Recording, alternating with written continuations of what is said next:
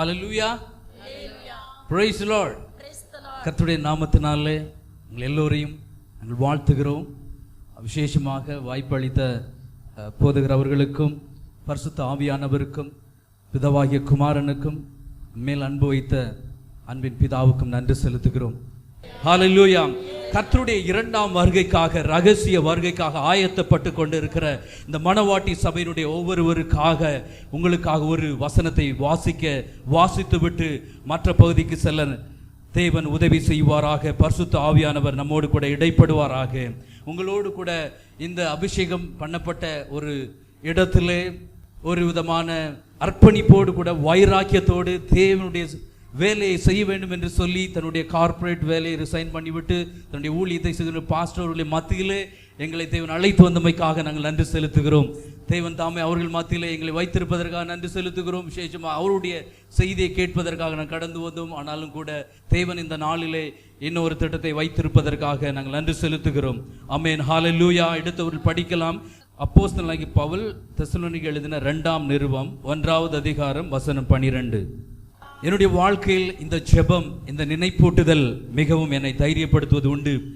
ஏனென்று சொன்னால், ரகசிய வருகைக்கு, ஆண்டவருடைய 2ஆம் வருகைக்கு ஆயத்தப்பட்டு கொண்டிருக்கிற, அநேகரை ஆயத்தமாக்கி கொண்டிருக்கிற ஒவ்வொரு நபர்களுக்கும் இந்த பவுல் அப்பொழுது எழுதி வைத்திருக்கிறார். தேவன் உங்களை தம்முடைய அழைப்புக்கு பாத்திரராகவும் தமது தயவுள்ள சித்தம் முழுவதையும் விசுவாசத்தின் கிரியையும் பலமாய் உங்களிடத்தில் நிறைவேற்ற வேண்டும் என்று எப்பொழுதும் உங்களுக்காக வேண்டிக் கொண்டிருக்கிறோம் என்று சொல்லி எழுதுகிறார்.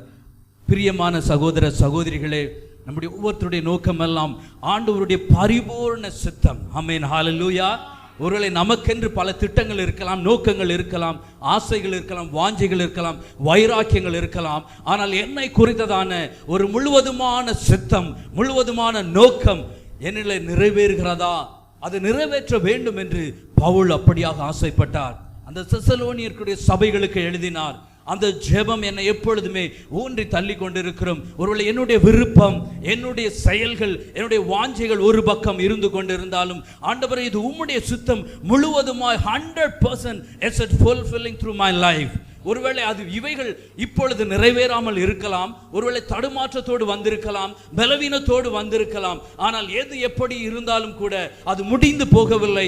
தேவன் நல்லது ஒரு ஆரம்பத்தை, தேவன் அவருடைய வைராக்கியத்தின் நிமித்தம், அவருடைய இரத்தத்தின் நிமித்தம், அவருடைய தியாகத்தின் நிமித்தம் இதுவரைக்கும் அழைத்து வந்த தேவன் அப்படி நிறுத்திவிட போவதில்லை. அவருடைய சித்தம் முழுவதையும் 100% நம்மளை நிறைவேற்றுவதற்கு அவர் வாஞ்சை உள்ளவராயிருக்கிறார். ஆமென். ஹல்லேலூயா. ஹல்லேலூயா. நம்முடைய விசுவாசத்தின் கிரியை முழுவதும் பலமாய் செயல்பட வேண்டும். இந்த வேதம் இயேசு கிறிஸ்துவை எப்படியெல்லாம் காட்டுகிறது என்று நாம் தினந்தோறும் நம்மை தியானிக்கிறோம், அதன்படி வாழ முயற்சிக்கிறோம். ஆனால் வேதம் காட்டும் இயேசு ஒரு பக்கம் இருந்தாலும், நாம் காட்டும் இயேசு எப்படிப்பட்டவர், நம்முடைய வாழ்க்கை எப்படிப்பட்டதா இருக்கிறது என்பது பெரிய ஒரு கேள்விக்குறி. ஆமென். ஹல்லேலூயா. புறஜாதியாரியாக நம்மை, விக்கிர ஆராதனை செய்து கொண்டிருந்த நம்மை, சாக்கடையில் இருந்த நம்மை, அசுத்தத்தில் இருந்த நம்மை தேவன் அழைத்து வேறு பிரித்தார். ஆமென். ஹல்லேலூயா. அவர் நம்மை பரிசுத்தமா இருப்பதினாலே அழைப்பதல்ல, அவர் அழைத்ததினாலே நம்மை பரிசுத்தப்படுத்துகிறார். ஆமென். ஹல்லேலூயா. வேதம் சொல்லுகிறது தெளிவாக, அவரே நமக்கு ஞானமும் நீதியும் மீட்பும் பரிசுத்தமும் ஆனார். ஆமென். ஹல்லேலூயா. உலகத்தில் பைத்தியமானவர்களை தேவன் தெரிந்து கொண்டார் எழுதப்பட்டிருக்கிறது. இழிவானவைகள், அற்பமானவைகளை தேவன் தெரிந்து கொண்டார் என்று எழுதப்பட்டிருக்கிறது. ஆமென். ஹல்லேலூயா. நான் ஆண்டவரிடத்தில் தேவனுடைய சமூகத்தில் உட்கார்ந்து நான் கேட்டேன், ஆண்டவரே, இப்படியாக ஒரு அர்ப்பணிக்கப்பட்ட, அபிஷேகம் பண்ணப்பட்ட ஒரு இடத்துல இந்த கழுதை என்ன செய்யும் ஆண்டவரே என்று கேட்ட பொழுது அவர் சொன்னார், அந்த கழுதையை பற்றி பேசுப்பா. ஒருவேளை இது நாள் வரைக்கும் நல்ல பிரியாணி சாப்பிட்ருப்பீங்க, இன்னைக்கு கொஞ்சம் ரசம் சோறு சாப்பிடலாம். இந்த கழுதை என்று சொல்லும் பொழுது, நானும் உங்களைப் போல ஒரு சிறிய கிராமத்தில், ஒரு சிறு குடும்பத்தில் என்னுடைய சாட்சியை சொல்லிவிட்டு சுருக்கமாக தேவனுடைய வசனத்துக்கு செல்ல பரிசுத்த ஆவியானவர் என்னிடத்தில் ஏவுகிறபடியினாலே நான் சொல்ல ஆசைப்படி, என்னிடத்தில் வேறு ஒன்றும் இல்லை. தேவன் என்னை மீட்டெடுத்ததை, தேவன் நம்மிடத்தில் செயல்படுகிறதை நம்மிடம் பிறருக்க சாட்சியாக இருக்கும் பொழுது, சாட்சியாக வாழும் பொழுது, சாட்சியாக அதை சொல்லும் பொழுது பலரை அது ஊக்குவிக்கப்படுத்ததாக காணப்படும். ஆமென். ஹல்லேலூயா. தேவன் எதிர்பார்க்கிறதெல்லாம், ஒருவேளை தேவன் கடந்து சென்றாலும், அவர் சொன்னார், நான் உன்னிலே இருந்து மகிமைப்படுவேன். ஹல்லேலூயா. உன்னை கொண்டு பெரிய காரியத்தை செய்வேன். ஹல்லேலூயா. என்னை விசுவாசிக்கிற என்னை காட்டிலும் பெரிய காரியத்தை செய்வான். ஆமென். ஹல்லேலூயா. எலியாவை பின்பற்றின எலிசாவுக்கு 2 மடங்கு, அந்த இயேசுவை பின்பற்றின நமக்கு பல மடங்கு, என்னை காட்டிலும் பெரிதான காரியத்தை செய்வான் என்று வசனம் சொல்லுகிறது. இந்த நாட்களில் நான் 17 வருடங்களாக பெங்களூர் பட்டணத்தில் இருக்கிறேன். என்னுடைய பிறந்து வளர்ந்ததெல்லாம் இங்கே சங்கரன்கோல் பகுதியிலே கேவி ஆலங்குளம் என்கிறதான ஒரு சிறு கிராமம் உண்டு. இந்த கிராமத்திலே தேவன் என்னை தெரிந்தெடுத்தார். அதற்கு பிறகு என்னுடைய என்ஜினியரிங் காலேஜ் நான் படித்ததெல்லாம் கோயம்புத்தூரில் படித்தேன். அதை முடித்து விட்டு சென்னையில் இருந்தேன். அப்பொழுது அதுக்கப்புறம் டிசம்பர் 2000 ஆண்டிலே பெங்களூர் பட்டணத்துக்கு கடந்து சென்றேன். அப்பொழுது இருந்து பெங்களூர் பட்டணம் தொடர்ந்து இருக்கும்படியாய் தேவன் எனக்கு கிருபை பாராட்டினார். உங்களிடத்தில் சொல்லிக்கொள்ள விரும்புவது, சிறு பிராயத்திலே தேவன் எப்படி என்னை தொட்டார், வாலிப பிராயத்திலே தேவன் என்னை எப்படி நடத்தினார், அதுக்கு பிறகாக தேவனுடைய ஊழியத்திலே தேவன் எப்படியாக இருக்கிறார் என்று சொல்லி இந்த 3 விதத்தை சுருக்கமாக சொல்ல ஆசைப்படுகிறேன். நான் 5வது வகுப்பு படிக்கும் பொழுது இது சிறு பிள்ளைகளுக்கும் அதனுடைய முக்கியத்துவத்தை உணர்த்துவதற்காக இது பிரயோஜனமாயிருக்கும். ஒருவேளை நாம் பெரிய காரியத்தை எதிர்பார்த்து கொண்டு, பெரிதான ஆழமான சத்தியத்தை எதிர்பார்த்து கொண்டு நீங்கள் வந்திருக்கலாம். ஆனால் தேவன் ஒருவேளை இப்படிப்பட்ட காரியத்தை நம்முடைய உள்ளத்தில் போட ஆசையா இருப்பார் என்று சொன்னால் அதை நாம் ஏற்றுக்கொள்வோம். ஹல்லேலூயா. இந்த சிறு வயதிலே என்னுடைய 5வது வகுப்பு வரைக்கும் என்னுடைய கிராமத்திலே ஒரு பள்ளிக்கூடம் உண்டு. அந்த பள்ளிக்கூடத்திலே ஒரு ஆசிரியர் கடந்து வந்தார். நான் 5வது படிக்கும் பொழுது அதற்கு வரைக்கும் என்னுடைய குடும்பம் மிகவும் கஷ்டப்படுகிற ஒரு குடும்பம், படிப்பறிவில்லாத ஒரு சமுதாயம், எப்பொழுதுமே கொலை, அந்த மாதிரி ஒரு சண்டை, அருவா, கத்தி இப்படியாக நடமாறுகிற ஒரு கும்பத்தில் ஒரு குடும்ப பின்னணியிலே அந்த எங்களுடைய சமுதாயத்தில் தேவன் அந்த 5வது வகுப்பு படிக்கும் பொழுது இந்த ஆசிரியர் இயேசு கிறிஸ்துவை பற்றி சொன்னார்கள். இயேசு கிறிஸ்து பிறப்பை சொன்னார்கள், இயேசு கிறிஸ்து பட்ட பாடுகளை சொன்னார்கள், இயேசு கிறிஸ்து மரணத்தை குறித்து சொன்னார்கள், எதற்காக பாடுபட்டார்கள் என்று சொன்னார்கள். அப்பொழுது சொல்லப்பட்ட அந்த இயேசு, அந்த தியாகம் என்னை அதிகமாக ஆழமாக தொட ஆரம்பித்தது. நான் அப்பொழுது என்னுடைய வீட்டில் ஆடு மாடுகள்லாம் உண்டு. நான் வயலுக்கெல்லாம் சென்று அந்த வேலையை செய்வேன். அப்பொழுது அந்த ஒரு நாளிலே இயேசு கிறிஸ்துவை என்னிடத்தில் சொன்ன பொழுது இன்றைக்கும் எனக்கு ஞாபகம் வருகிறது. எந்த இடத்துல சொன்னார்கள், அந்த நாள் எப்படியாக இருந்தது என்று சொல்லி. சிறு வயதாயிருந்தாலும் வேதம் சொல்லுகிறது, பிள்ளைகள் பிறவாதற்கு முன்னே, நல்வினை தீவினை அறிவதற்கு முன்னே தேவனுடைய தெரிந்தெடுத்தல் இருக்கிறது. ஆமென். ஹல்லேலூயா. உலக தோற்றத்துக்கு முன்பதாக அறிந்தவர் நம்முடைய தேவன். ஹல்லேலூயா. தாயின் கருவத்தில் உருவாவதற்கு முன்பதாக அறிந்தவர். நாம் உருவாக்கப்பட வேண்டிய நாட்கள் எழுதப்படும் முன்பதாகவே தேவன் முன்குறித்த தேவன். அந்த நாளிலே தேவன் என்னை தோற்றார். அப்பொழுது இயேசு கிறிஸ்து நமக்காக இப்படியா பாடுகள் பட்டார் என்று சொல்லி நான் ஆடு மாடு மேய்த்து கொண்டிருக்கும் பொழுது எனக்குள்ளாய் கண்ணீர் வர ஆரம்பித்தது. இந்த இயேசு கிறிஸ்துவை அதிகமாக நேசிக்க ஆரம்பித்தேன். என்னுடைய வகுப்பிலே படித்தது வெறும் 4 பேர். 5வது வகுப்பிலே படித்தது 4. அந்த டோட்டல் ஸ்டூடெண்டே பார்த்தீங்கன்னா ஒரு 20-25 பேர் இருப்பாங்க.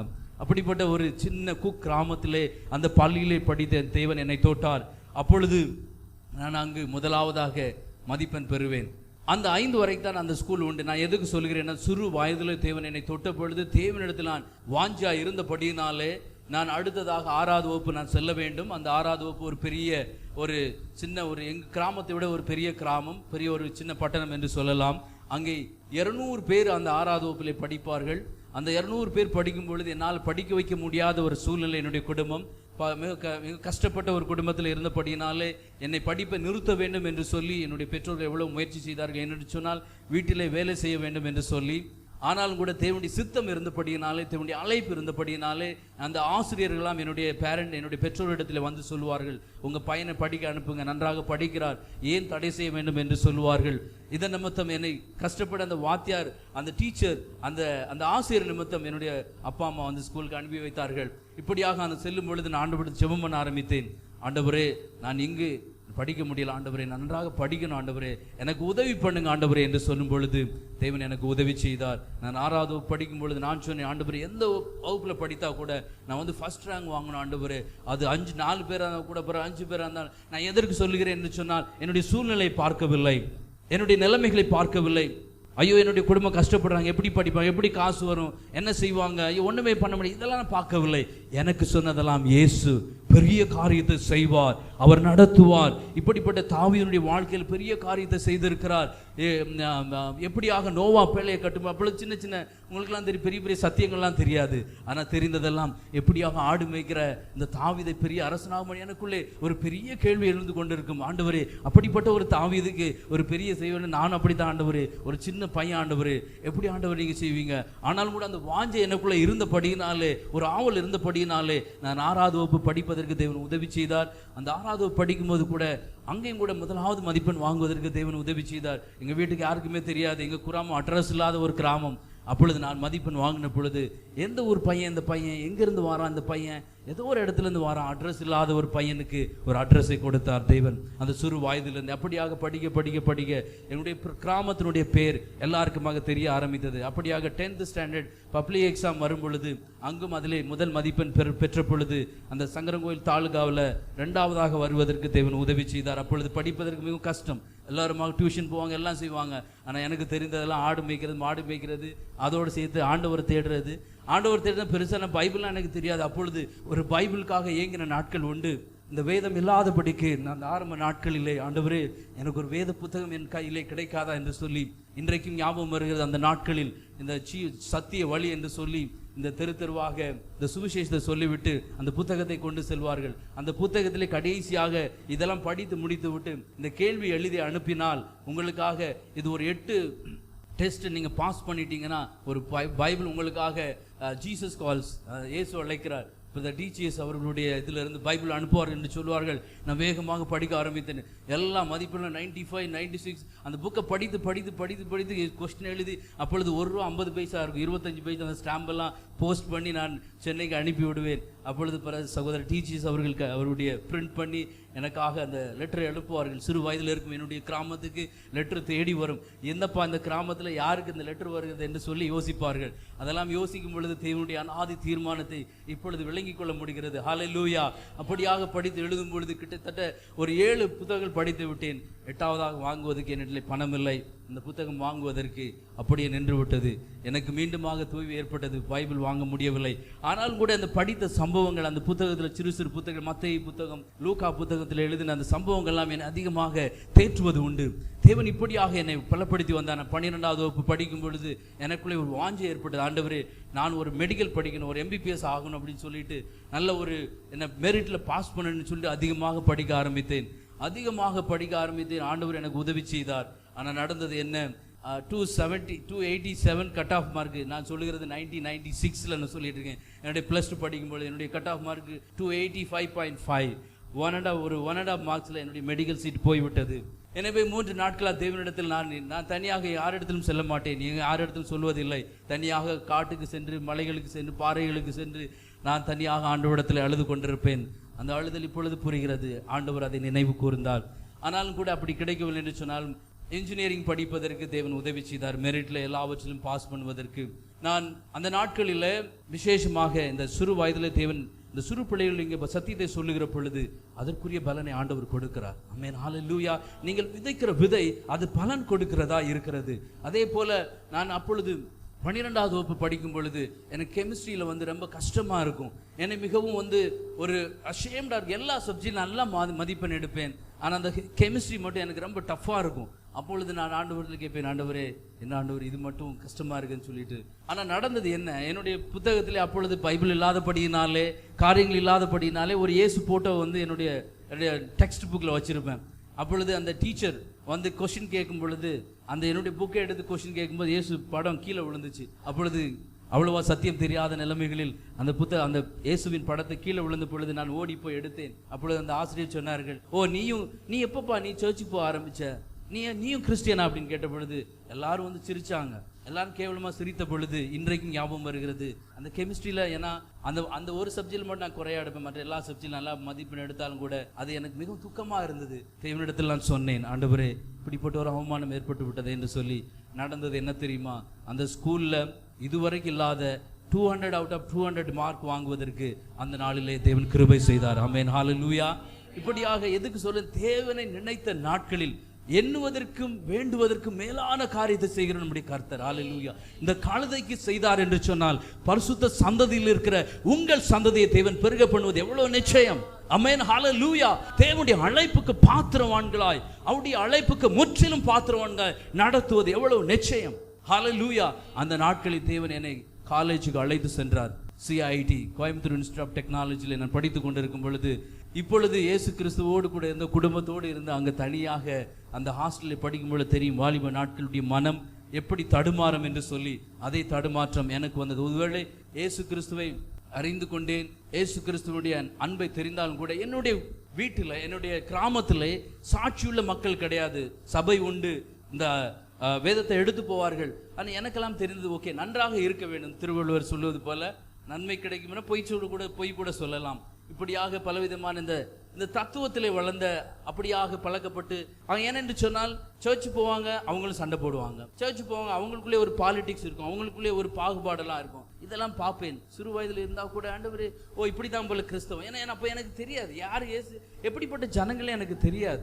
இந்த நிலைமையில நான் ஹாஸ்டலில் படித்து கொண்டிருக்கும் பொழுது என்னுடைய எல்லாரும் சொன்னாங்க, என்னப்பா நீ மட்டும் இப்படி தனியாக இருக்கு, இப்படியெல்லாம் இருந்தால் நீ பிழைக்க முடியாது, வா அங்கே போகலாம், சினிமாவுக்கு போகலாம், ஃப்ரெண்ட்ஸ் போகலாம் என்று சொல்லி என்னை திசை திருப்புவதற்காக நினைத்த நாட்களில் ஒரு நாள் நான் உணர்ந்தேன். ஒரு நாள் இரவிலே என்னுடைய ஆண்டவரே, அன்றைக்கு கொண்டிருந்த சந்தோஷம் இன்றைக்கு இல்லையே, என்னுடைய பாதைகள் தடுமாற போகிறதே என்று சொல்லி நினைத்த பொழுது என்னுடைய கொலீக்ஸ் தான், நீ சர்ச்சு போக ஆசைப்படு. ஏன்னா என்னுடைய சகோதரனிடத்தில் என்னுடைய நண்பனிடத்தில் சொல்லியிருந்தேன், நான் சர்ச்சுக்கு போனேன், எல்லாரும் பைபிள் எடுத்துகிட்டு போவாங்க. அப்போ எனக்குள்ள ஒரு ஆஞ்சு வந்துச்சு, நம்ம ஏன் சர்ச்சு போகக்கூடாது, நம்ம ஏன் போகக்கூடாது, இவங்க கூட போகக்கூடாதுன்னு சொல்லிட்டு அந்த பக்கத்தில் இருக்க முடியாத ஒரு சகோதரன், அவன் ரோமன் கேத்தலிக் ஒரு சகோதரர், அந்த சகோதரன் சொன்ன, அந்த சகோதரன் போய் இன்னொரு சகோதரன் சொன்ன, அந்த என்னுடைய பேர் வள்ளிக்கனாக இருந்தது. அப்பொழுது வள்ளிக்கன் வந்து சர்ச்சுக்கு போகணும்னு ஆசைப்படுறான் அப்படின்னு சொன்னோன்னு என்னை கூட்டிகிட்டு போனாங்க. என்ன பொண்ணு ரொம்ப சந்தோஷம். அந்த சபையில் போயிட்டு, அது ஒரு CSI சபை, ஆனாலும் கூட அந்த சபையில் நுழைந்த பொழுது, ஜெபம் பண்ண பொழுது எனக்கு பெரிதான ஒரு சந்தோஷம் ஏற்பட்டது. அந்த பழைய சந்தோஷம் எனக்குள்ளாய் திரும்ப வந்தது. அப்பொழுது தெரிய ஆரம்பித்தது, அங்கே இருக்கும்படியான ஹாஸ்டல்லே ஒரு சின்ன ஒரு ப்ரேயர் குரூப் நடந்து கொண்டு இருக்கிறது. அந்த சகோதரருடன் நான் தொடர்பு கொள்ள ஆரம்பித்தேன். அந்த சகோதரருடைய வாழ்க்கையை பார்க்க ஆரம்பித்தேன். என்ன சொன்னேன், இதுவரைக்கும் கிறிஸ்தவர்கள்லாம் நார்மல், எது வித்தியாசமே இல்லாத ஒரு வாழ்க்கை வாழ்ந்தபடினால் எனக்கும் வித்தியாசம் தெரியும், இப்படித்தான் வாழணும், இப்படித்தான் இருக்க வேண்டும் என்று சொல்லி. ஆனால் அந்த ஹாஸ்டலில் இருந்த அந்த வாலிப பசங்கள், அந்த படித்து கொண்ட ஸ்டூடெண்ட்ஸ் எல்லாருடைய வாழ்க்கை வித்தியாசமாக இருந்தது. அவருடைய காட்டின அன்பு, அவருடைய பரிசுத்தம், அவருடைய வேறு பிரிக்கப்பட்ட ஒரு வாழ்க்கை என்னை மிகவும் தொட்டது. ஓ இப்படியும் வாழ முடியுமா, ஏன்னா வாழவே முடியாது, இயேசுவை போல வாழ முடியுமாங்கிற ஒரு கேள்விக்குறியோடு இருந்த நான், போய் சொல்லிக்கலாம், சண்டை போட்டுக்கலாம், ஆனால் சர்ச்சுக்கு போனால் போதும் அப்படிங்கிற ஒரு வாழ்க்கை இருந்த நிலைமையில் இந்த ஒரு கூட்டம் என்னை அசைத்தது. நான் ஆண்டவருக்கு ஒப்பு கொடுத்தேன் முழுவதுமாக. 1997 ஏப்ரல் மாதம் 24ஆம் தேதி நான் முழுக்க ஞானஸ்தானுக்கு என்னை ஒப்பு கொடுத்தேன். அந்த நாளிலிருந்து தேவன் இந்த நாள் வரைக்கும் தேவன் என்னை நடத்த போதுமானவராக இருந்தார். ஆமென், ஹல்லேலூயா. அதோடு கூட வாழ்க்கை முடியவில்லை. ஞானஸ்தானம் எடுத்த பிறகு என்னுடைய வாழ்க்கை மிகவும் கஷ்டமாய் மாறினது. ஹாஸ்டலில் நான் ஒதுக்கப்பட்டேன், வெறுக்கப்பட்டேன், அவ்வளவு கேவலமாக பேசப்பட்டேன். ஏனென்று சொன்னால் இவன் மதம் மாறினவன், என்னெல்லாமோ சொன்னார்கள். அவர் சொன்னார், நீ ஏதோ ஒரு கோட்டாவில் வந்து நீ ஜாயின் பண்ணியிருக்க, இப்போ எப்படி நீ கிறிஸ்தவனை மாறின.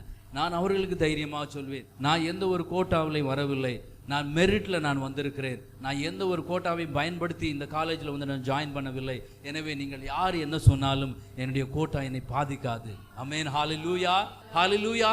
என்னென்னு சொன்னால் என்னுடைய மார்க் அவ்வளோ ஹையாக இருந்துச்சு. அந்த நாட்களில் கவுன்சிலிங் எல்லாம் கிடையாது. நீங்கள் ஃபர்ஸ்ட் 3 காலேஜஸ் எழுப்பி விட்டீங்கன்னா, எல்லாருக்கும் சகோதரருக்கு தெரியும், பாஸ்டர் அவர்களுக்கு தெரியும், இந்த ஃபர்ஸ்ட் 3 டாப் 3 காலேஜஸ் நீங்கள் அனுப்புனீங்கன்னு சொன்னால் அதில் எது உங்களுக்கு விருப்பமானது அந்த காலேஜுக்கு கொடுப்போம். ஒருவேளை அன்னைக்கெல்லாம் தெரியும், IIT எல்லாம் இருக்குன்னு எனக்கு தெரியாது, இவ்வளோ பெரிய இன்ஜினியரிங் காலேஜ்லாம் இருக்குது தெரியாது, REC காலேஜஸ்லாம் இருக்குன்னு எனக்கு தெரியாது. எனக்கு தெரிஞ்ச CIT நல்லா இருக்குன்னு எங்களுக்கு டீச்சர்ஸ் சொன்னதுனால CIT போட்டேன். அண்ணா யூனிவர்சிட்டிலாம் இருக்கிறதெல்லாம் எனக்கு தெரியாது. ஒருவேளை அண்ணா யூனிவர்சிட்டி, IIT ஒருவேளை இருக்கும் என்று சொன்னால் என்னுடைய கட் ஆஃப் மார்க்குக்கு அப்பொழுது நான் போயிருக்கலாம். ஆனால் தேவன் எல்லாவற்றையும் அறிந்தவர். எந்த இடத்துல வைக்க வேண்டும், இந்த கழுதைக்கு வைக்க வேண்டும் என்று நினைத்தாரோ, ஒருவேளை அந்த காலேஜுக்கு போகாமல் இருந்துன்னு சொன்னால் ஒருவேளை என்னுடைய வாழ்க்கையை வீணாய் போயிருக்கலாம். ஒருவேளை மெடிக்கல் காலேஜ் போயிருந்துன்னு சொன்னால் என்னுடைய வாழ்க்கையை வீணாய் போயிருக்கலாம். அல்லது வேறு ஏதோ நல்ல காலேஜ் போயிருந்த வாழ்க்கையை வீணாய் போயிருக்கலாம். ஆனால் தேவன் அங்கே ஒரு குழுவை வைத்திருந்தார் என்னை வழி நடத்துவதற்காக. எத்தனையோ நாட்கள் கண்ணீரிலும் கஷ்டத்தில் நான் கடந்திருக்கிறேன். என்னுடைய பெட்டை கண்ணீரால் நனைத்திருக்கிறேன். அவ்வளவு கேவலமாக பேசினார்கள். ஆனாலும் கூட தேவன் அவர்களிடத்தில் சொன்னேன், என்னுடைய நண்பர்களாம் அந்த இடத்தில் கேட்பார்கள். அவள் சொன்னேன், நீ என்னோடு இருக்க போகிறது 4 வருஷம், என்னுடைய வாழ்நாள் முழு இருக்க போற நீ ஆண்டவர். ஆமென், ஹல்லேலூயா, ஹல்லேலூயா. அந்த ஒரு தைரியத்தை தேவன் கொடுத்தபடியினாலே அந்த தேவன் குழாய் நடத்துவதற்கு வாழ்வதற்கு தேவன் கிரியை செய்தார், கிருபை செய்தார். ஆமென், ஹல்லேலூயா. எல்லாரும் அந்த காலேஜ் நன்றாக படித்தார்கள். ஒரு சப்ஜெக்ட் கூட நான் அரியர் வைக்கவில்லை. நான் ஒரு தமிழ் மீடியத்திலிருந்து படித்து, ஒரு கிராமத்திலிருந்து படித்து, ஒன்றுக்குமே உதவியில்லாத நிலையிலிருந்து படித்து, தேவனை தேடின விதத்தினாலே எத்தனையோ பெரிய பெரிய லேண்ட் ஹோல்டர்ஸ் எல்லாம் வந்து அரியர் வைத்திருந்தாங்க. அந்த நாட்களில் தேவன் என்னை தொட்டபடினால், தேவனை தேடினபடினாலே தேவன் ஒரு பேப்பரில் கூட அரியர் வைக்க முடியாமல் விடாத படிக்க தேவன் என்னைக்கு நடத்தினார். ஆமென், ஹல்லேலூயா. தேவனுடைய நன்மைகளை சொல்வதில் தேவனுக்கு பெரிய சந்தோஷமே, எனக்கு பெரிய சந்தோஷம். ஹல்லேலூயா. ஆவியானவர் மகிமைப்படுவாராக, பிதாவானவர் மகிமைப்படுவாராக. இப்படியாக கடந்து சென்று கொண்டிருக்க என்னுடைய கேம்பஸில் எனக்கு கிடைக்கல. கேம்பஸ் இன்டர்வியூலாம் பிளேஸ் ஆகலை. எந்த கம்பெனியில் நான் வந்து பிளேஸ் ஆக நினைச்சேனோ அந்த கம்பெனியில் எனக்கு இடம் கிடைக்கல. நான் ஒதுக்கப்பட்டேன். வேலை இல்லாதபடிக்கு மிகவும் கஷ்டப்பட்டேன். ஆனால் ஒன்று சொல்லுகிறேன், நான் எந்த கம்பெனியில் என்னுடைய கேம்பஸ் இன்டர்வியூல இடம் இல்லாமல் போயிட்டதோ, கிட்டத்தட்ட 2006ஆம்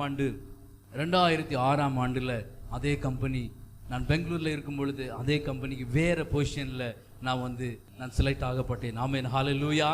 ஒருவேளை காலங்கள் தாமதித்தாலும் வாக்குத்தத்தங்கள் தாமதிப்பதில்லை. ஆமென், ஹல்லேலூயா. தேவன் யாக்கோப்புக்கு சொன்னது போல, நான் உன்னை கொண்டு செய்ததை சொல்லி முடிக்கும் அளவுக்கும், நான் சொன்னதை செய்து முடிக்கும் அளவுக்கும் நான் உன்னை கைவிடுவதில்லை. ஆமென், ஹல்லேலூயா. தேவன் ஒருவேளை நாம் அவரை மறந்தாலும் கூட, நாம் அவருடைய வாக்குத்தத்தங்களை மறந்தாலும் கூட, அவருடைய வாக்குத்தத்தங்களை மறப்பதில்லை. ஆமென், ஹல்லேலூயா. அப்படிப்பட்ட ஒரு உன்னதமான நிலைமையில் அப்படியாக கிட்டத்தட்ட 2013ஆம் ஆண்டு இன்னொரு கம்பெனிக்கு தேவன் என்னை அழைத்து சென்றார். அந்த கம்பெனியில் கேம்பஸ் இன்டர்வியூ வந்தது. அதிலே நான் மிஸ் பண்ணப்பட்டேன். ஆனால் அதுலேயும் கூட நான் எந்த நிலைமையில ஒருவேளை கேம்பஸ் இன்டர்வியூல செலக்ட் ஆகி எந்த நிலைமையில அப்பொழுது இருந்து போயிருப்பேனோ அதே நிலைமைக்கு தேவன் அழைத்து சென்றார். ஆமென், ஹல்லேலூயா. ஒருவேளை கண்ணீர் துக்கங்கள், ஒருவேளை அது டெம்பரரியாக இருக்கலாம். ஆனால் தேவன் அவருடைய குறித்த காலத்திலே அவருடைய வாக்குத்தத்தத்தை நிறைவேற்றுவார். ஹல்லேலூயா. தேவனுடைய வருகைக்கு ஆயத்தப்பட்டிருக்கிற நம்மை தேவன் நிச்சயமாகவே அவர் நடத்துவார். ஹல்லேலூயா. இப்படியாக இருக்கும் பொழுது என்னுடைய வாழ்க்கையிலே ஒரு திருப்பம் ஏற்பட்டு, நான் காஷ்மீருக்கு கடந்து செல்ல வேண்டிய 2003ஆம் ஆண்டிலே ஒரு வெகுளியாக இருந்த நாட்களில் நானும் செல்ல வேண்டும் என்று சொல்லி நான் ஆசைப்பட்டேன். அங்கு இருக்கும் பொழுது எனக்குள்ள அங்கு இருக்கிறவர்கள் கிறிஸ்தவங்களுக்கும் மற்றவங்களுக்கும் வித்தியாசமே தெரியாத ஒரு நிலவரம். அங்கு நான் சபைக்கு செல்ல வேண்டும் என்று சொன்னால் என்னை அழைத்து சென்றார்கள். ஒரு ரோமன் கேத்தலிக் சபைக்கு அழைத்து சென்றார்கள். நான் சொன்னேன், இந்த சபையில் நான் வேறு ஒரு ஆவிக்குரிய சபைக்கு செல்ல வேண்டும் என்று சொல்லி அங்கே ஒரு சபைக்கு சென்றேன். அப்படி இல்லை என்று இன்னொரு சபைக்கு அழைத்து சென்றார்கள். அங்கே ஒரு லேமன் எவாஞ்சலிக்கல் ஃபெல்லோஷிப் என்கிறதான ஒரு ஸ்தாபனத்திலிருந்து ஒரு குடும்பம் என்னை சந்தித்தது. நான் எப்பொழுது ஒரு வறட்சியான நிலைமைக்கு செல்ல ஆரம்பித்தேனோ, எப்பொழுது நான் என்னுடைய கால்கள் தடுமாற ஆரம்பிக்க நினைத்ததோ, அந்த நாட்களெல்லாம் தேவனுடைய பிள்ளைகளை அனுப்பினார். ஆமென், ஹல்லேலூயா.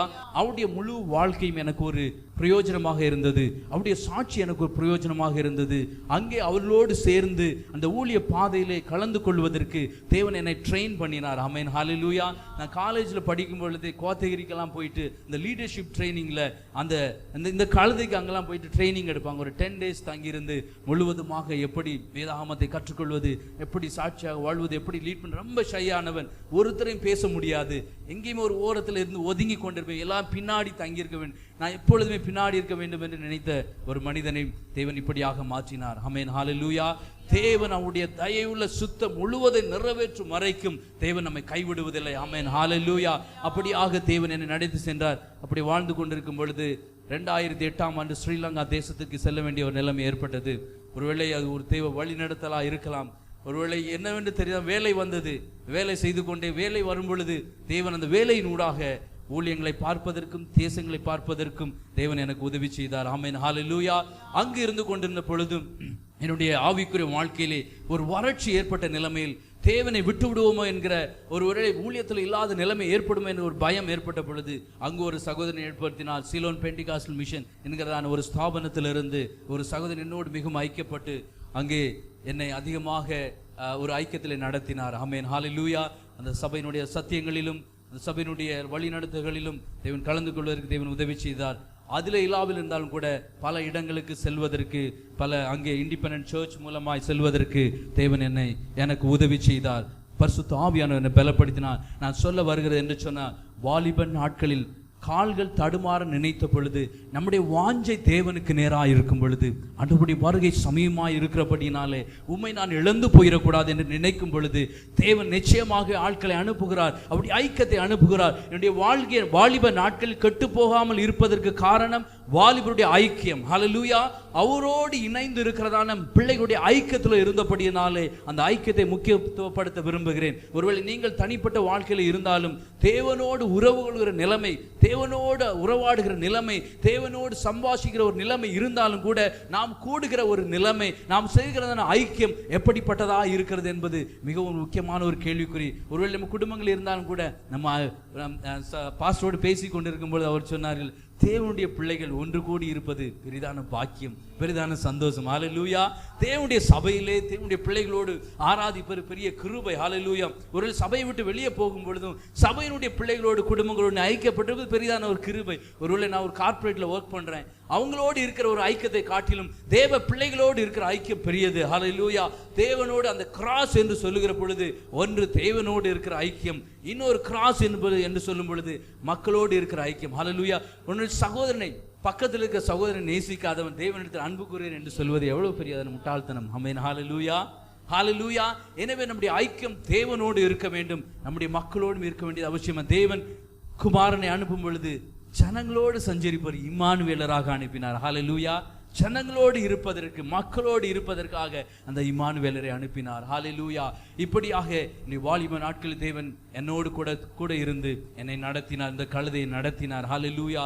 எப்பொழுதுமே யோசிப்பது, ஆண்டவரே, இந்த கழுதை இயேசுவை சுமக்கிற வரைக்கும் இந்த கழுதைக்கு மரியாதை உண்டு. என்றைக்கு இந்த கழுதை ஆண்டவரை சுமக்கலையோ அன்றைக்கு மரியாதை போச்சு. ஆமென். ஹல்லேலூயா. நம் மரியாதைக்காக வாழவில்லை, அவரோடு கூட நித்தியமாய் வாழ்வதற்காக நாம் வாழ்ந்து கொண்டிருக்கிறோம். ஹல்லேலூயா. இப்படியாக என்னுடைய திருமண வாழ்க்கையிலே தேவன் சித்தத்தின்படியாக நடத்தி என்னுடைய மனைவி அவர்கள் இருக்கிறார்கள், பிள்ளைகள் இருக்கிறார்கள். ஆமென். ஹல்லேலூயா. இப்படியாக எல்லா வித இப்பொழுது பெங்களூர் பட்டணத்தில் full gospel Christ light church என்கிறதான சகோதரி அவர்கள் இங்கு சபைக்கு வந்து பாஸ்டர் அவர்களும் வந்து கொண்டிருந்தார்கள். அவர்களை திரும்பமாக பார்ப்பதில் பெரிதான ஒரு கிருபை. ஹல்லேலூயா.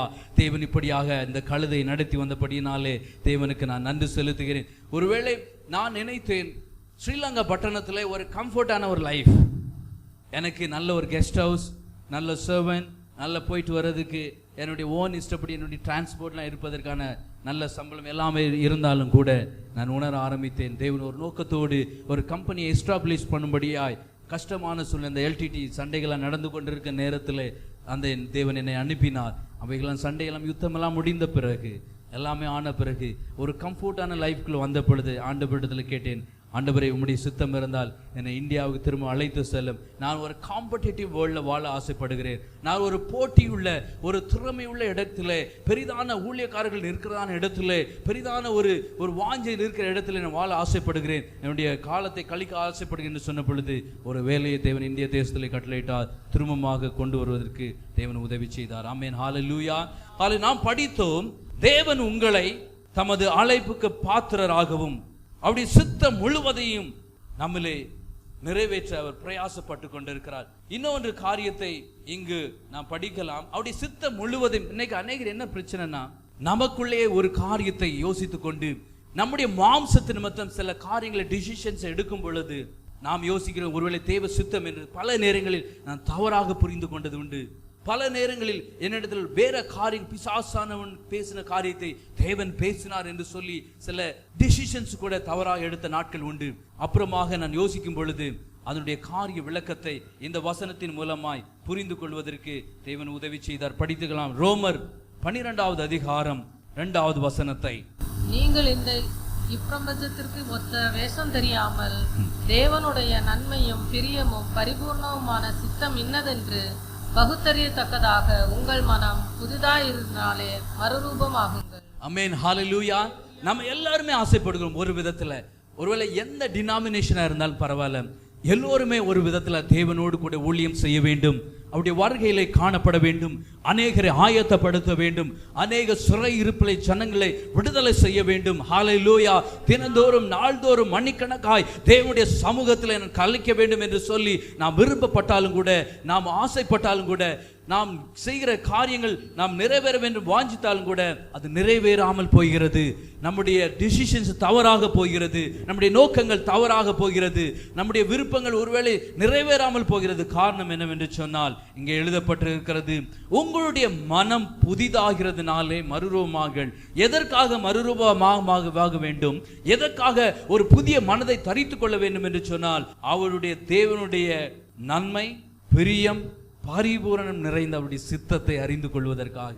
தேவனுடைய ஜனமே, பிரியமான தேவனுடைய பிள்ளைகளே, உங்களுடைய வாழ்க்கையிலும் என்னுடைய வாழ்க்கையிலும் அந்த முழுவதுமான சித்தம் 100% நம்மளை நிறைவேற வேண்டும் என்று சொன்னால், புரிந்து கொள்ள வேண்டும் என்று சொன்னால், நம்முடைய மனம் புதிதாகிறதுனாலே, ஆமென், ஹல்லேலூயா, நம்முடைய மனம் புதிதாகிறபடினாலே இந்த உலகத்திற்கு ஒத்த வேஷம் தெரியாதபடிக்கு ஆண்டவருடைய நன்மையான சித்தம் என்னது, பிரியமான சித்தம் என்னது, ஒன்று பரிபூரணமான சித்தம் என்னது, பரிபூரணத்துக்கு நேராய் எல்லாவற்றிலும் பரிபூரணம். ஆமென், ஹல்லேலூயா.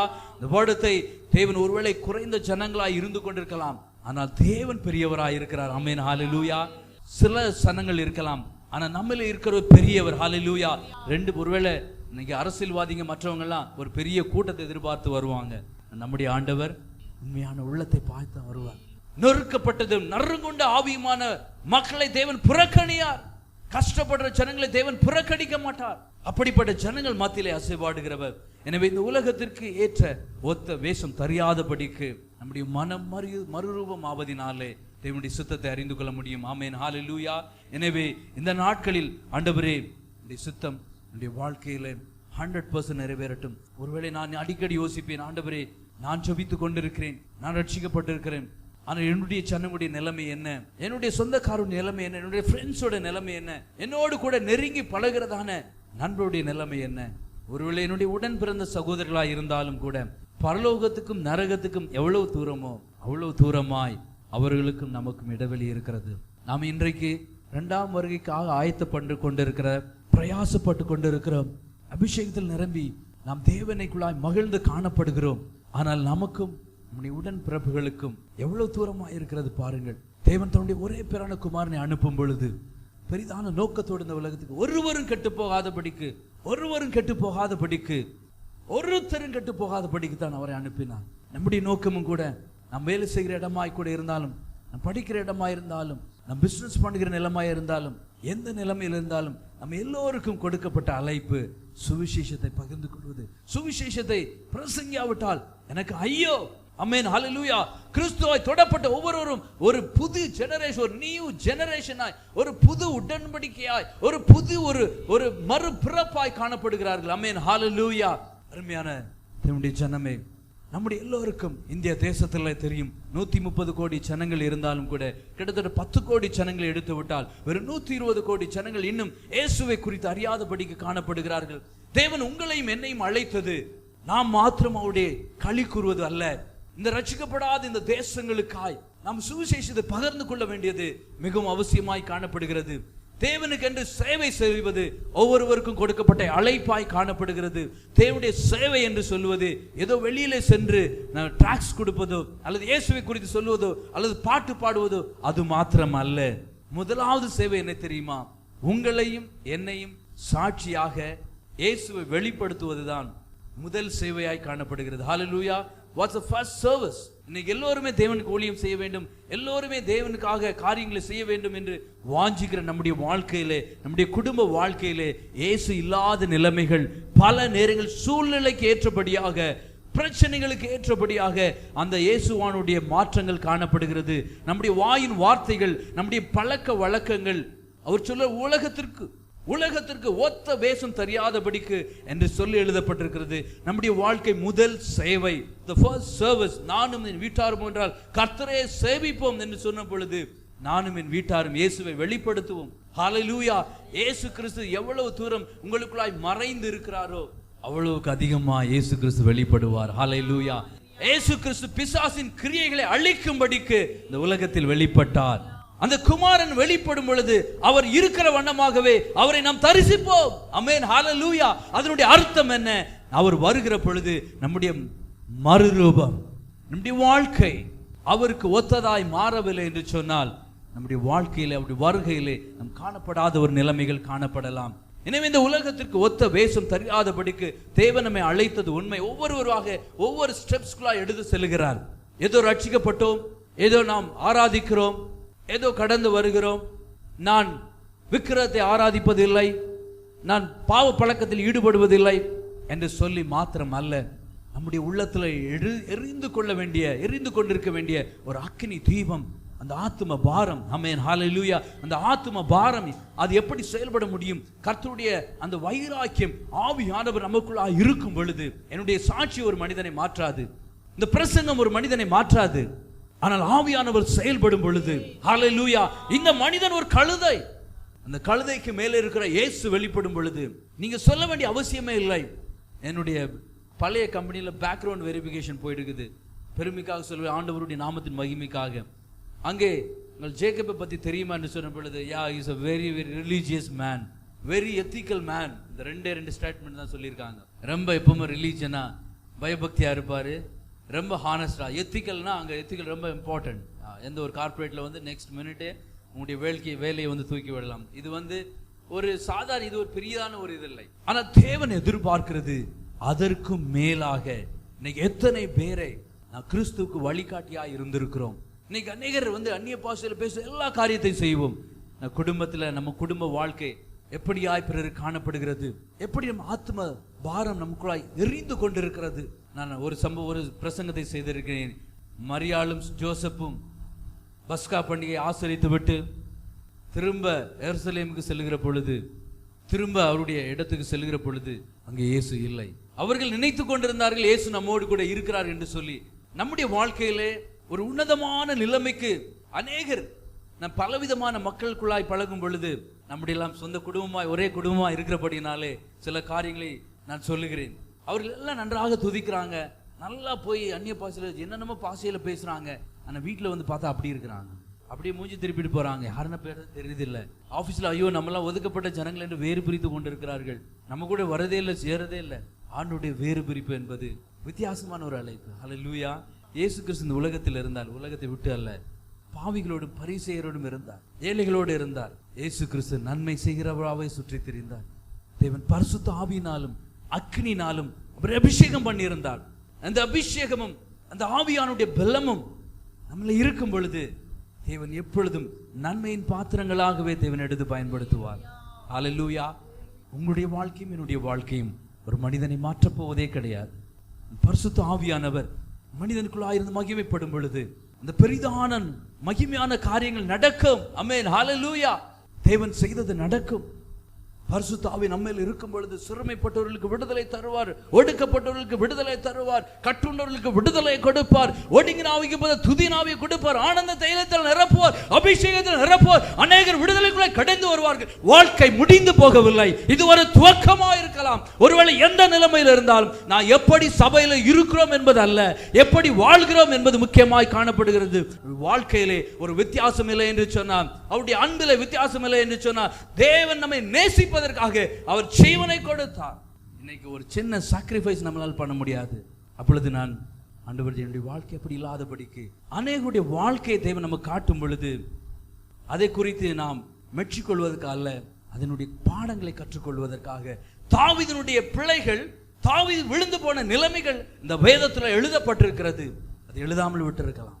சிம்சோனுடைய நிலைமை வீழ்ச்சி எழுதப்பட்டிருக்கிறது, எழுதாமல் விட்டிருக்கப்பட்டிருக்கலாம். தேவன் பரிசுத்தமாக்கி அழைப்பதில்லை, அழைத்தவர்களை பரிசுத்தமாக்கி இருக்கிறார். ஆமென் ஹல்லேலூயா. எல்லோருடைய வாழ்க்கையின் வீழ்ச்சி, தள்ளப்பட்ட நிலைமை, ஒதுக்கப்பட்ட நிலைமை, நிராகரிக்கப்பட்ட நிலைமை, கண்ணீர், துக்கம், வேதனை வருவது உண்மை. ஆனால் அவைகளோடு நின்று போவதில்லை. ஆமென் ஹல்லேலூயா. தேவனுடைய அழைப்புக்கு நேராய் அவருடைய வருகை மட்டுமாய் அவருடைய சந்ததியாரை நிறுத்தும்படியாக, அந்த தேவனுக்கு நேராய் நிறுத்துவதற்காக 24 மணி நேரம் நமக்காக பரிந்து பேசிக் கொண்டிருக்கிற அந்த குமாரனாகிய கிறிஸ்து நமக்கு இருக்கிறார். ஹல்லேலூயா. அதே போல நான் கடந்த வாரத்திலே கூட சொன்னேன், 24 மணி நம்மேல் குறை சாட்டுகிற பிசாசானவன் நம்மை குறித்து குறை சாட்டி கொண்டிருக்கிறான், குறை சொல்லி கொண்டிருக்கிறான். ஆனால் தள்ளப்படும் நாட்கள் வெகு சீக்கிரமா இருக்கிறது. ஹல்லேலூயா. வெற்றியை சுதந்திரித்துக் கொள்ள வேண்டிய நாட்கள் வெகு சீக்கிரமா இருக்கிறது. எந்த மனிதனையும் பிரகாசிக்கிற மெய்யான ஒளிதான் கிறிஸ்துவின் ஒளி. எந்த மனிதனையும், விளக்கு கிடையாது, ஒதுக்கப்பட்டவங்களா இருக்கலாம், கைவிடப்பட்டவங்களா இருக்கலாம், எல்லா மனிதனையும் பிரகாசிக்கிற ஒரு ஒளி இயேசுவின் ஒளி. ஒரு பரிசேயன் அழைத்தார், என்னுடைய வீட்டுக்கு விருந்துக்கு வாருங்கள் என்று சொல்லி.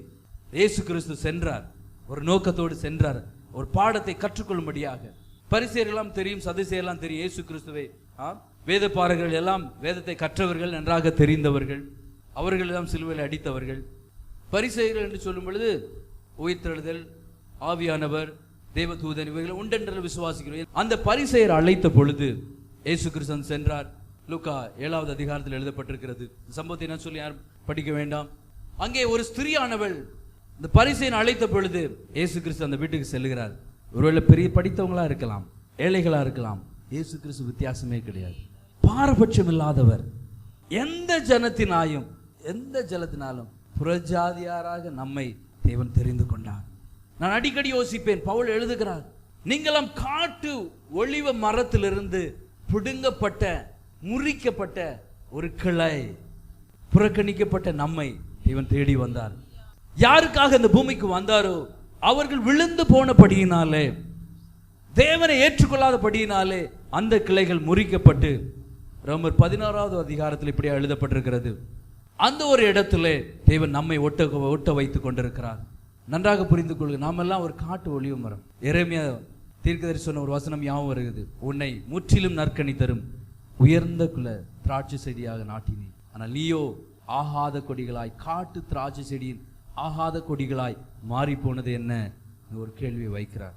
பிரியமான, the finest the vine tree, முற்றிலும் the complete full fruit.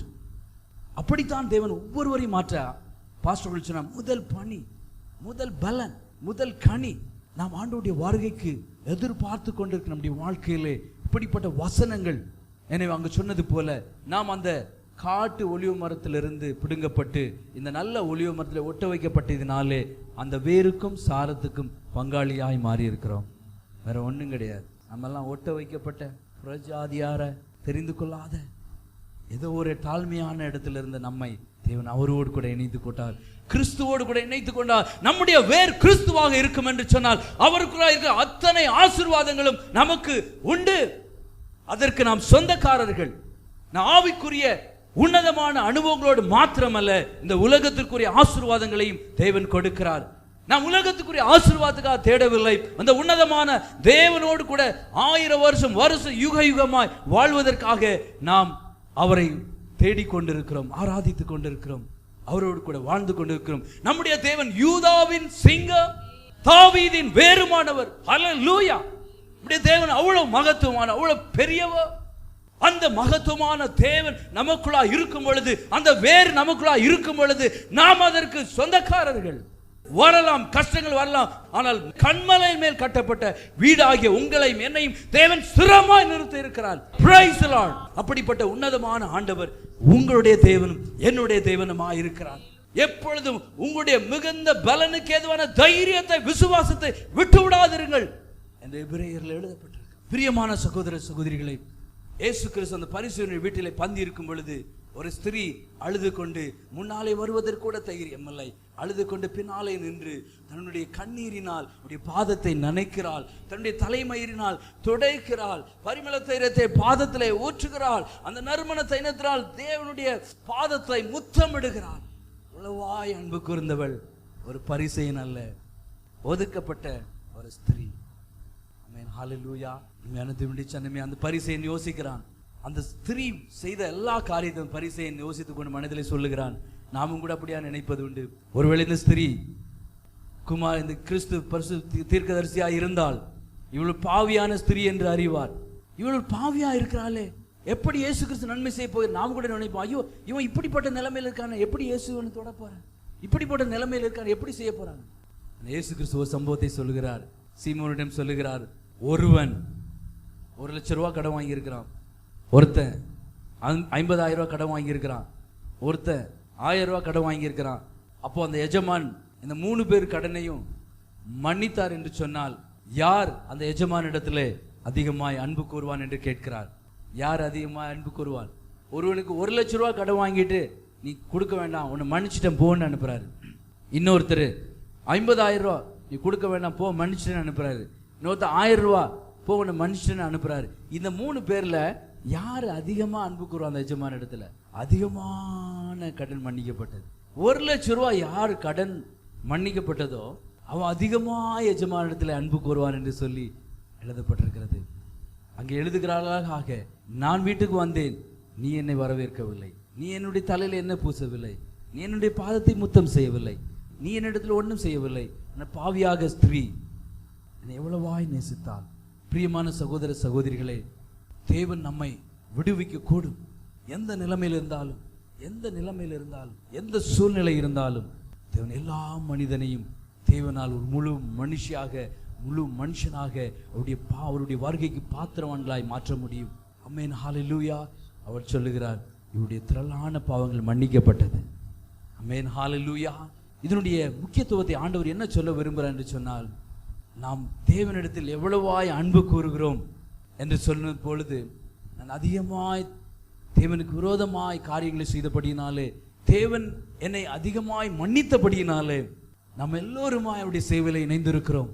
அவர் பாவத்தை மன்னிப்பதற்காக மாத்திரமல்ல, அந்த பாவத்திலிருந்து விடுதலை கொடுத்து நம்மை நெக்ஸ்ட் லெவலுக்கு அழைத்து செல்வதற்கு தேவன் ஆசைப்படுகிறார். விசுவாசம் உன்னை ரட்சித்தது, உன்னை விடுதலை ஆக்கினது. எங்கே பார்க்கிறோம்?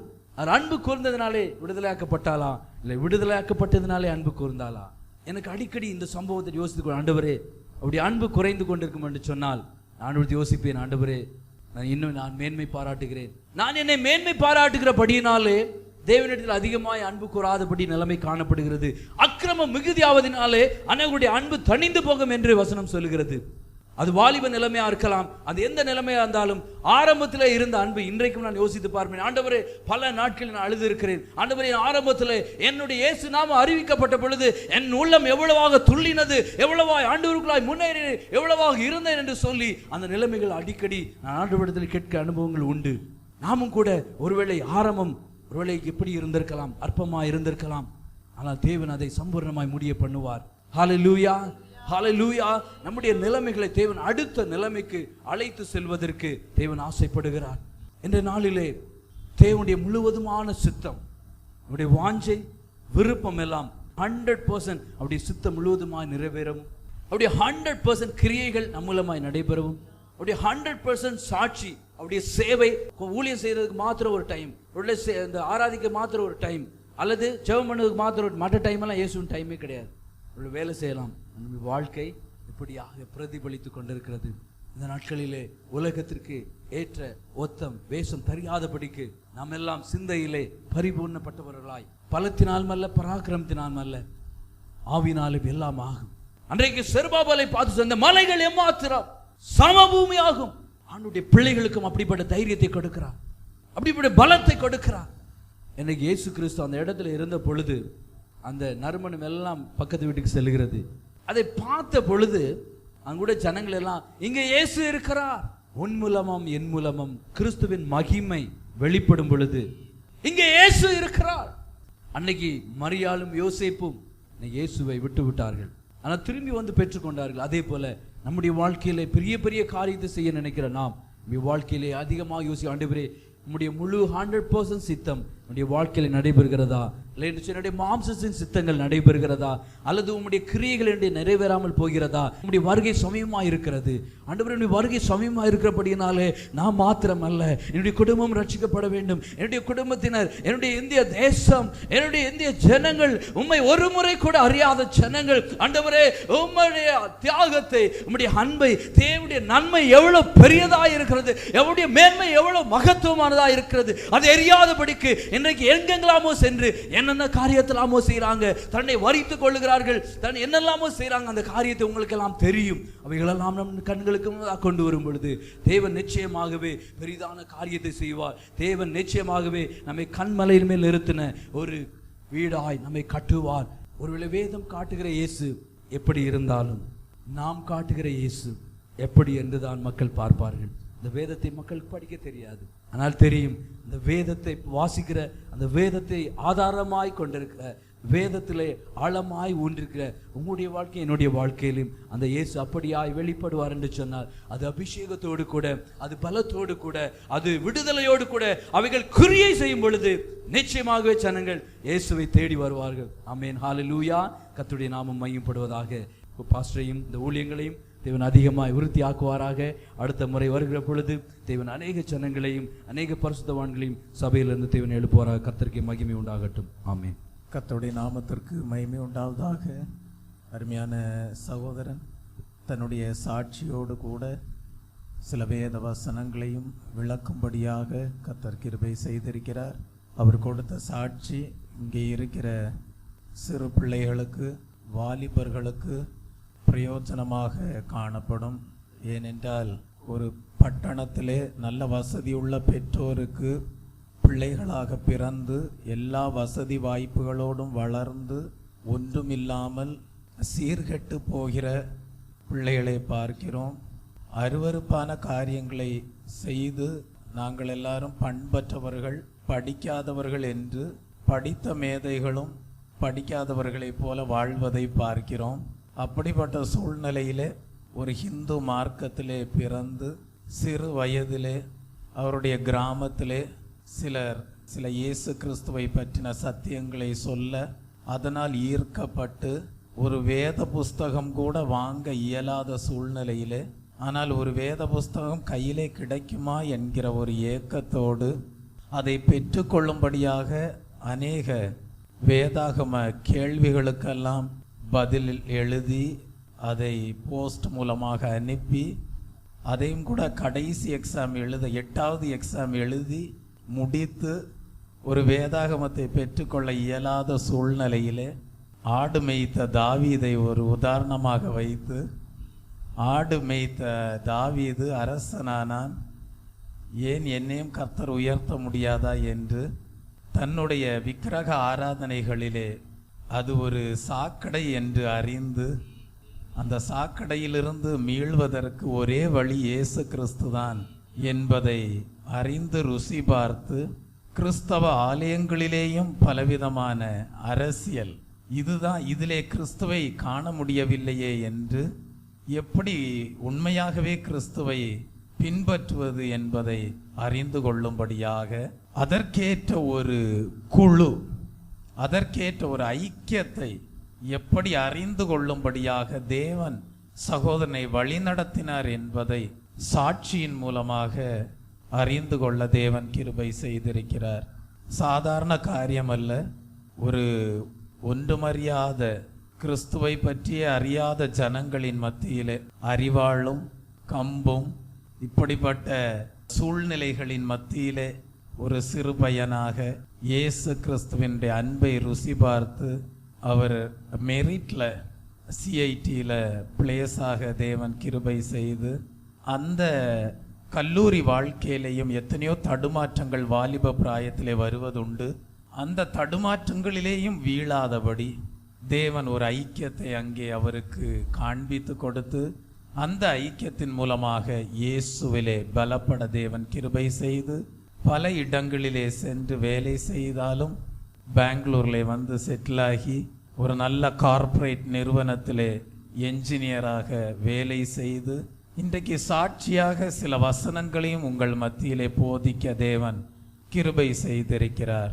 அவர் சொன்ன ஒரு அர்த்தமுள்ள ஒரு விஷயம் என்னவென்றால், அந்நிய பாஷை பேசலாம், ஆவியிலே நிறையலாம், அபிஷேக ஆராதனைகள் நடத்தலாம், தீர்க்க தரிசனங்கள் உரைக்கலாம். ஆனால் ஒரு மனிதனுடைய வாழ்க்கை கிறிஸ்துவை வெளிப்படுத்தும் விதமாக சாட்சியாக இல்லை என்றால் நிச்சயமாகவே அந்த மனிதனுடைய வாழ்க்கை மற்றவர்களுக்கு ஆசீர்வாதமாக இருக்காது, பிரயோஜனமாய் இருக்காது.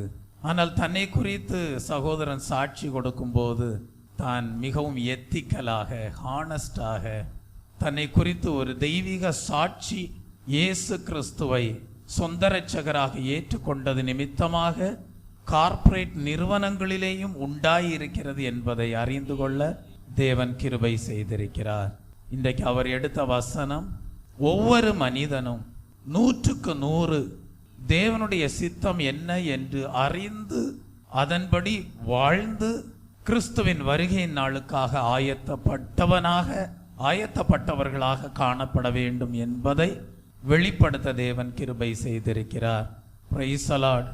ஒருவேளை எளிமையான விதத்திலே அவர் சொல்லி இருந்தாலும் ஒரு விஷயத்தை தெளிவாக எடுத்துரைத்தார். அது என்னவென்றால், தான் முன்பு ஹிந்து மார்க்கத்திலே காணப்பட்டாலும், காட்டு ஒலிவ மரமாக காணப்பட்டாலும், ஆனால் தேவன் அவரை என்ன செய்திருக்கிறார் என்றால், மெய்யான ஒலிவ மரமாகிய கிறிஸ்துவிலே, நற்குல திராட்சை செடியிலே, கிறிஸ்துவிலே காட்டு ஒலிவ மரமாயிருந்த அவரை இணைத்திருக்கிறார். இங்கேயும் நிறைய பேர் முன்பு ஹிந்துக்களாய் இருந்தவர்கள் தான். என் மனைவி கூட ஹிந்துவாய் இருந்தவள் தான், இந்து மார்க்கத்திலே இருந்தவர்கள் தான். ஆனால் காட்டு ஒலிவ மரமாயிருந்தவர்களை தேவன், உண்மையான தேவன் யார் என்பதை அறிந்து கொள்ள செய்து, அந்த உண்மையான தேவனை அண்டிக் கொள்வதற்கு இயேசுவே வழி என்பதை விளங்க செய்து, காட்டு ஒலிவ மரமாயிருந்தவர்களை இன்றைக்கு கிறிஸ்து என்கிற மெய்யான ஒலிவ மரத்தின் வேருக்கும் சாரத்திற்கும் உடன் பங்காளி ஆக்கி இருக்கிறார். இன்றைக்கு சகோதரன் எடுத்துரைத்த வார்த்தைகளிலே வெளிப்படுகிற சத்தியம் என்ன? முன்பு நாங்கள் காட்டு ஒலிவ மரமாயிருந்தோம், முன்பு நாங்கள் மெய்யான தெய்வத்தை அறியாதவர்களாயிருந்தோம், முன்பு நாங்கள் அறிவாளும் பலவிதமான பழக்க வழக்கங்களிலே காணப்படுகிற ஜனங்கள் மத்தியிலே ஐக்கியப்பட்டிருந்தோம். ஆனால் தேவன் என்னை பிரித்தெடுத்தார், தேவன் என்னை வேறு பிரித்தார். காட்டு ஒலிவ மரமாயிருந்த என்னை மெய்யான நல்ல ஒலிவ மரமாகிய கிறிஸ்துவிலே உடன் பங்காளி ஆக்கினார். நாம் எல்லாரும் மெய்யான கிறிஸ்துவாகிய ஒலிவ மரத்தின் வேருக்கும் சாரத்திற்கும் உடன் பங்காளியாகி இருக்கிறோம். Praise the Lord. ஆகவே இந்த நாளிலே நீங்கள் ஒவ்வொருவரும் அறிந்து கொள்ள வேண்டிய ஒரு சத்தியம் உண்டு. அது என்னவென்றால், கிறிஸ்துவை பின்பற்றுகிறீர்கள், நல்லது. பாடல்களை பாடுகிறீர்கள், நல்லது. ஆனால் சகோதரன் ஒரு சத்தியத்தை சொன்னார். என்னன்னா, நிறைய பேருக்கு பைபிள் வாசிக்க தெரியாது, நிறைய பேருக்கு பைபிளை வாசித்தாலும் புரியாது. அவங்களுக்கு நீங்க கிறிஸ்துவை வெளிப்படுத்தணும். எப்படி வெளிப்படுத்துகிறது? நீங்க வெறும் ஒரு கழுதையா இருக்கலாம், ஆனா நீங்க உங்களில காணப்படுகிற கிறிஸ்துவை உங்களுடைய நல்ல சாட்சியுள்ள ஜீவியத்தின் மூலமாக வெளிப்படுத்த வேண்டும். இயேசுவை போல வாழ முடியுமா என்கிற ஒரு கேள்வியோடு சகோதரன் ஒரு காலகட்டத்திலே வாழ்ந்தார். ஆனால் இயேசுவை போல வாழ முடியும் என்பதை தேவன் அவர் மூலமாக விளங்க செய்திருக்கிறார். என்னதான் ஒரு பெரிய என்ஜினியரா இருந்தாலும், என்னதான் ஒரு நல்ல ஒரு சாட்சியுள்ள வாழ்க்கை வாழ்ந்தாலும், அவர் தன்னை தாழ்த்தி என்ன சொல்லுகிறார்? நான் வெறும் ஒரு கழுதை தான், ஆனா நான் இயேசுவை சுமக்கிறேன், நான் இயேசுவை வெளிப்படுத்துகிறேன். நான் ஒரு ஆழமான சத்தியத்தை ஒருவேளை போதிக்காம இருக்கலாம், ஆனா என்னுடைய சாட்சி இயேசுவை வெளிப்படுத்துகிறது. தெய்வ பிள்ளையே, இது ஒரு வித்தியாசமான ஒரு அனுபவம் தான். அநேகர் ஆழமான சத்தியங்களை போதிக்கலாம், ஆனால் இயேசுவை வெளிப்படுத்தக்கூடிய ஜீவியம் உண்டாயிருக்கிறதா?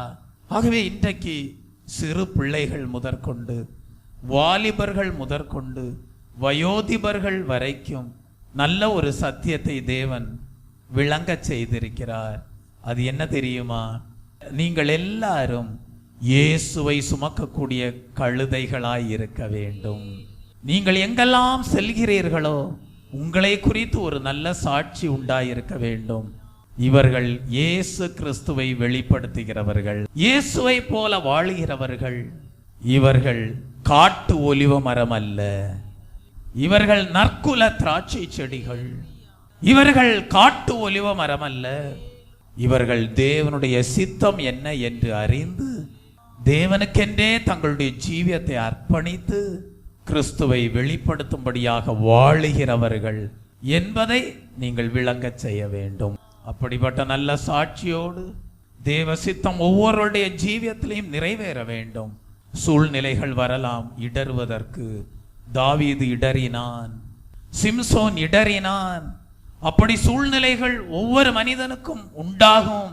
ஆனால் அப்படிப்பட்ட சூழ்நிலையிலே கால்கள் தடுமாறும் போது சகோதரன் சொன்னார், காட்டு ஒலிவ மரம் அல்ல, கிறிஸ்துவை வெளிப்படுத்தும்படியாகவே சுமந்து செல்கிற கழுதை குட்டிகள் நாங்கள் என்பதை விளங்கச் செய்கிறவர்களாக தாங்குவேன், ஏந்துவேன், சுமப்பேன், தப்புவிப்பேன் என்று வாக்குரைத்த தேவன் வீழாதபடி தாழாதபடி நிலை நிற்க தேவன் ஒவ்வொருவருக்கும் உண்மையுள்ளவராய் இருக்கிறார் என்பதை தன்னுடைய சாட்சியின் மூலமாக சகோதரன் வெளிப்படுத்தி இருக்கிறார்.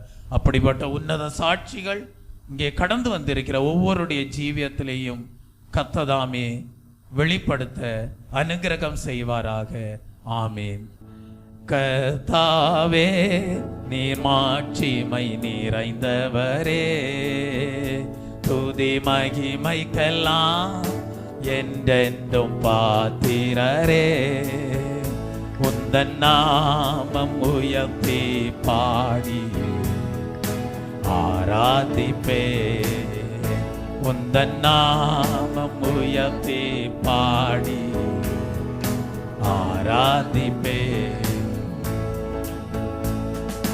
மகத்துவமும் பேர் புகழும் உம் கரத்தில் இருக்கிறதே, மகத்துவமும் பேர் புகழும் உம் கரத்தில் இருக்கின்றதே. எந்த மனிதனையும் மேன்மைப்படுத்த உம்மால் ஆகுமே, எந்த மனிதனையும் மேன்மைப்படுத்த உம்மால் ஆகுமே. ஆராதனை ஆராதனை ஆராதனை ஆராதனை, உந்தன் நாமம் உயர்த்தி பாடி ஆராதிப்பே.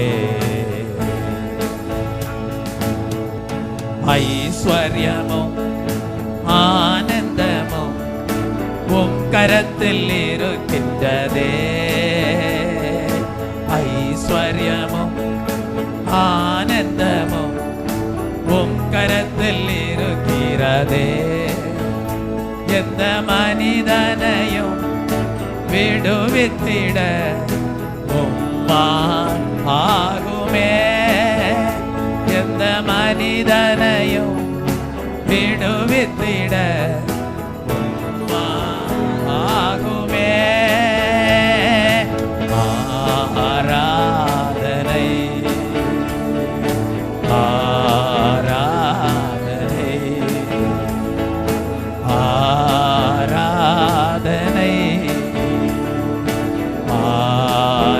ஆராதனை, உந்தன் நாமம் உயர்த்தி பாடி ஆராதிப்பே,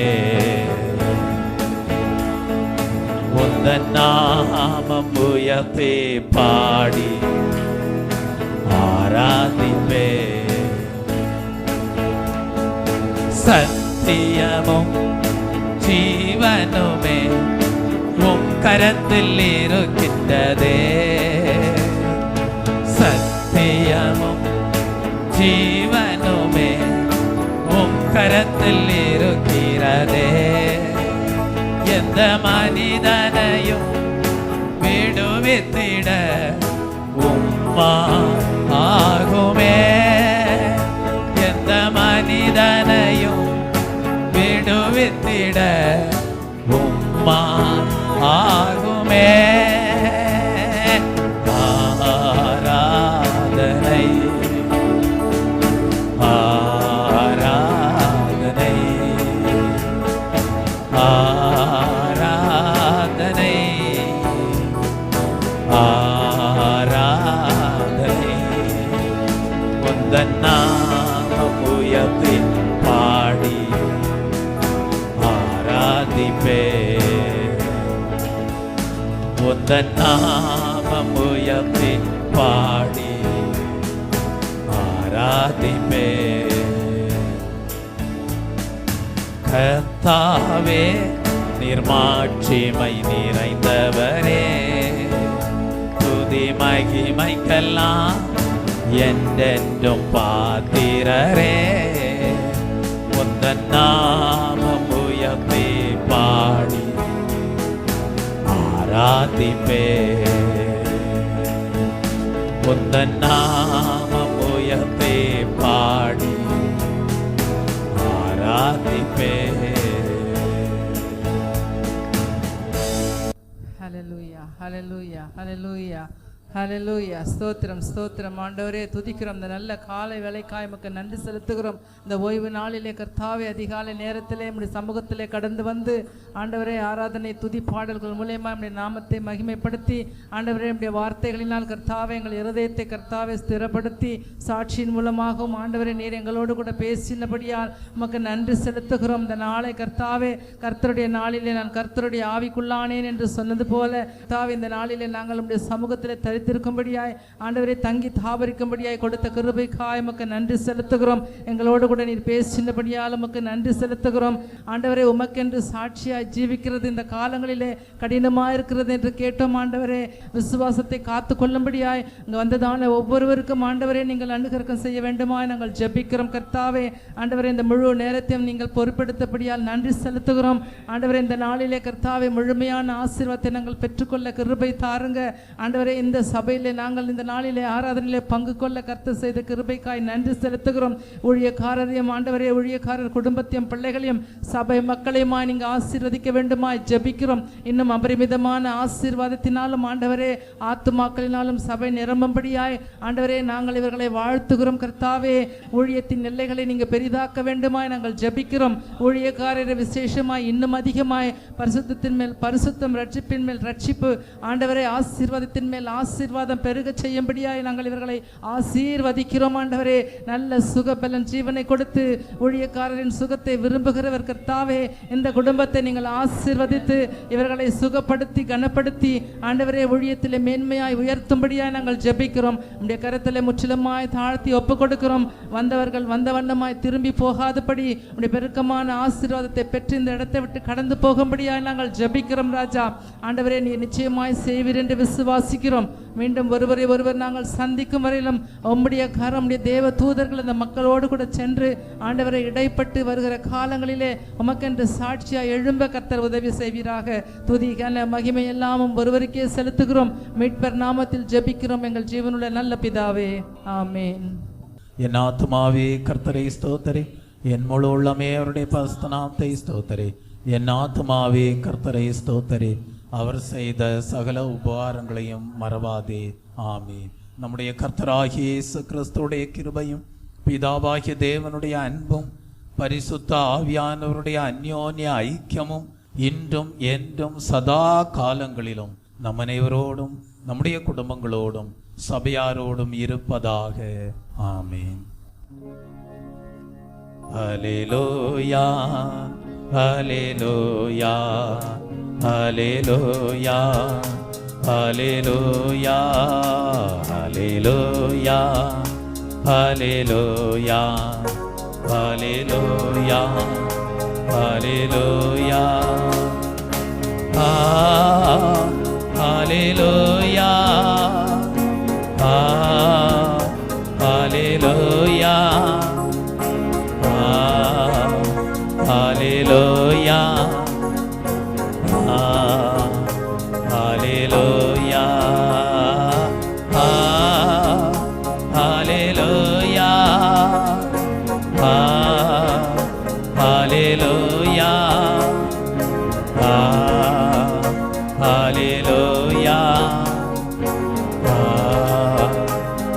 Hallelujah, Hallelujah,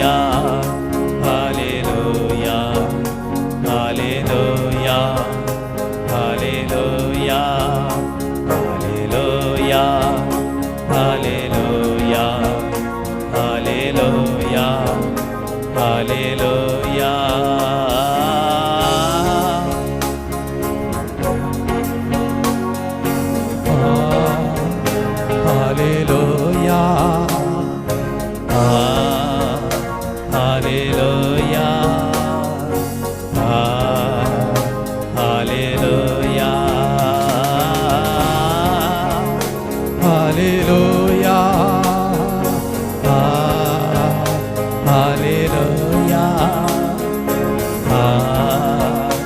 Hallelujah, Hallelujah, Hallelujah.